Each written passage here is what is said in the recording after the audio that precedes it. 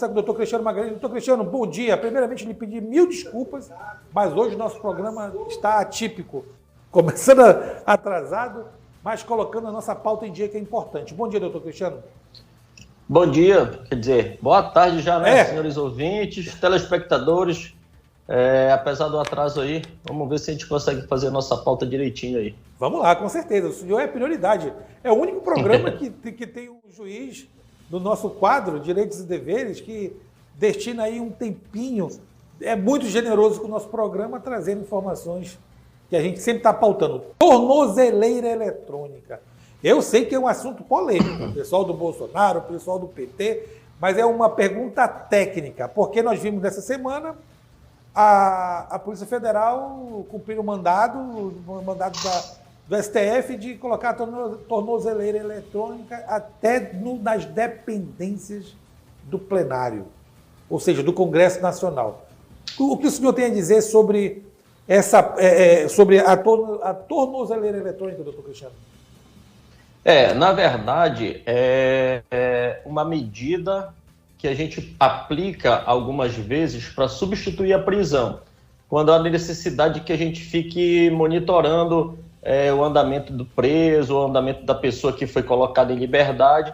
Às vezes a gente não encontra elementos suficientes ou enquadramento suficiente para manter a pessoa presa, mas a gente também quer ficar com aquela, digamos assim, com o conhecimento sobre a localização da pessoa, se está frequentando alguns lugares, alguma coisa assim, às vezes em casos de violência doméstica, para que ele não se aproxime da casa da vítima, ou outras situações. No caso específico lá do deputado, apesar de não ter acesso efetivo ao que consta dos autos, mas a ideia principal é de que ele não participasse de eventos que o Supremo considera aí como antidemocráticos e que, segundo foi noticiado, aí ele estaria frequentando.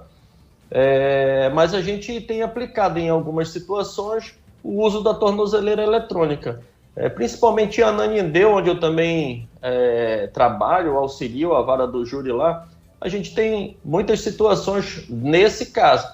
Agora, é bom lembrar, Paulo, que às vezes a tornozeleira não é em si um mal para aquela pessoa, e sim às vezes um bem, porque às vezes o réu ele já é tão contumaz na prática de crimes que quando ele está com a tornozeleira às vezes isenta ele de outras acusações, porque a gente pode puxar lá o relatório de andamento de onde a pessoa estava, e aí, digamos, um preso ou alguém é acusado de um crime, a gente puxa lá a rota da tornozeleira e vê que ele não participou, que ele não estava lá, que ele estava distante. Então, assim, a tornozeleira ela é usada para substituir a prisão. Em linhas gerais, é mais ou menos isso.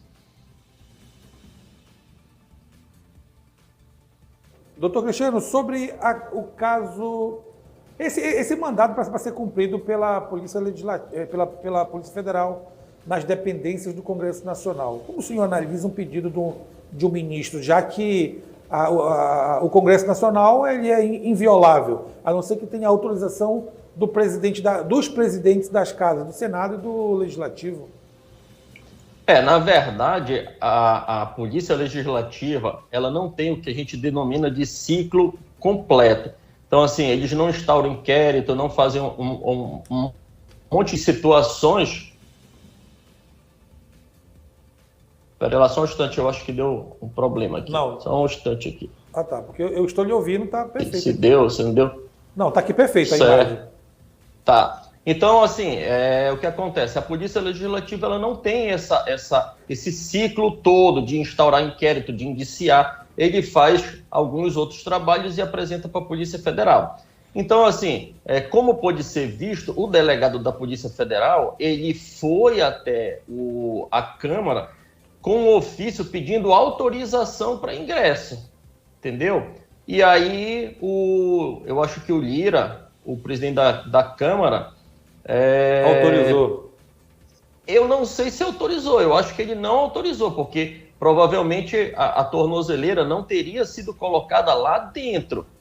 Parece que o deputado teria ido para a casa dele e depois se apresentado ou comunicado à polícia. A tornozeleira, salvo engano, não teria sido colocada lá dentro. Mas se foi colocada lá dentro, foi com autorização. Nós tivemos um caso em que um juiz federal de primeiro grau teria dado uma decisão, provavelmente de busca e apreensão no gabinete de um deputado, e aí depois o Supremo teria anulado essa decisão. Porque uma decisão dessa magnitude teria que ter suposta autorização lá pelo Supremo. Então, assim, os poderes todos têm que se respeitar, mas a gente tem que levar em consideração que em todos os poderes, infelizmente, nós temos algumas pessoas que se desviam do caminho correto. E a lei, ela é para todos, infelizmente. Alguns não percebem essa situação.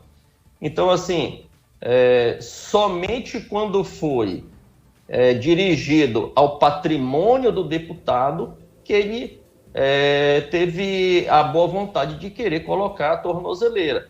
Mas, assim, entre colocar a tornozeleira e o ministro decretar novamente a prisão dele, para mim, lógico que ele tem uma outra visão, já que como candidato ou como deputado, politicamente significa outras coisas, é uma luta e várias outras situações, mas juridicamente, a imposição de multa foi que fez com que ele mudasse de posicionamento, já que atingiria o patrimônio dele e outras pessoas que dependem dele efetivamente, e aí ele resolveu colocar a tornozeleira.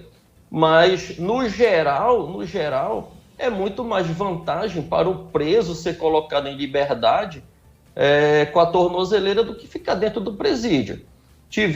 Eu já tive pessoalmente algumas situações em que a pessoa depois vai lá e diz que está sendo constrangida com a tornozeleira. Essa semana, inclusive, eu tive a oportunidade de dar uma decisão, porque você sabe que é muito difícil, às vezes, o preso ou a pessoa que sai do presídio conseguir um emprego. Difícil. E o que é que o preso requereu para mim? Que ele saiu e conseguiu obter novamente o emprego dele numa construtora. E como o uniforme da construtora era uma bermuda e uma camisa, aquela tornozeleira trazia constrangimento não só para ele, mas para a empresa. E eu entendi que, efetivamente, aquilo era uma situação justificável. Por quê? Porque a empresa se dispôs a recontratar o funcionário, deu aquele voto de confiança. A gente sabe da dificuldade, o crime não era tão grave. Então, nada mais justo do que perceber que ele queria realmente mudar de vida ou voltar para uma vida melhor. E aí mandei retirar a tornozeleira eletrônica dele para que ele voltasse ao emprego dele sem constrangimento nem dele e nem da própria empresa, que apresentava o servidor lá, o funcionário, em várias situações, para clientes e tudo. Então, assim, são diversas situações pontuais que a gente sempre tem que analisar com muito cuidado para que a gente faça o principal, que é ressocializar a pessoa. Então, muito bem. Se você tira o preso de dentro do presídio, coloca ele de volta na família dele, com tornozeleira, fica muito mais tranquilo para que as coisas, para que ele perceba o grau de periculosidade dele, ou que ele reflita sobre o que ele fez, alguma coisa nesse sentido. Então, fica muito mais fácil para ele conviver com a sociedade ali e a gente monitorando se ele cometer outros crimes, descumpre algumas determinações. Tá certo. Doutor Cristiano, muito obrigado pelas suas explicações. Belíssimo, como sempre, essas ponderações sobre a tornozeleira eletrônica. Bom final de semana, até o próximo sábado, doutor Cristiano.